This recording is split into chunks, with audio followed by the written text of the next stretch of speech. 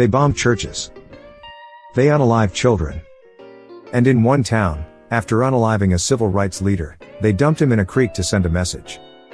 This is the side of the civil rights movement they don't teach in school. The truth is, this movement wasn't just about peaceful marches, or powerful speeches. It was a fight for basic human rights where everything was in jeopardy. The people involved didn't just want change, they demanded it, and they risked everything to make it happen. Let's dive in. The civil rights movement didn't appear out of nowhere. Its roots stretch all the way back to the first ships that brought enslaved Africans to these shores.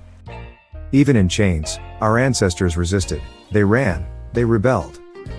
They found ways to survive and protect each other. That spirit of resistance never left. Fast forward to the end of World War II. Black soldiers came home after risking their lives for freedom abroad. To be denied those same freedoms, here in America. They had fought Hitler, only to return to a country where segregation and racism still ruled. That injustice lit a fire across the country. People were done asking for freedom. They started demanding it. In 1954, the Supreme Court ruled in Brown versus Board of Education that segregated schools were unconstitutional. It was a legal win, but it didn't mean children walked into integrated schools the next day. Many schools ignored the ruling. In some places, states passed laws to keep schools segregated anyway. But this ruling cracked open the door. The fight was about more than just schools. Black Americans were denied rights in every part of American life, every single day. Public bathrooms, water fountains, lunch counters, even hospitals. The Civil Rights Act of 1964 finally made segregation illegal. But the path to that law was paved with blood and tears. Voting was another battle.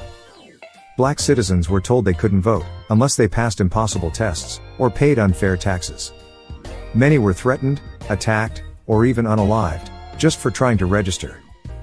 The Voting Rights Act of 1965 was put in place to end those unfair practices. But it didn't come easy. There were brave actions that helped push this movement forward. In Greensboro, 4 young black men walked into a Woolworth store, sat at the whites-only counter and ordered coffee. When they were refused, they stayed seated. That simple act of defiance sparked sit-ins across the South and forced businesses to rethink their rules. In Mississippi, a mother named May Bertha Carter enrolled her children in an all-white school. Every day, her children were harassed and attacked, windows were shattered. Threats were constant, but she didn't pull them out. She believed that change was worth the risk. In Cambridge, Maryland, Gloria Richardson led protests, demanding not only desegregation, but also better jobs and housing. She wasn't intimidated by the soldiers or their presence. She stood tall in the face of danger and kept moving forward.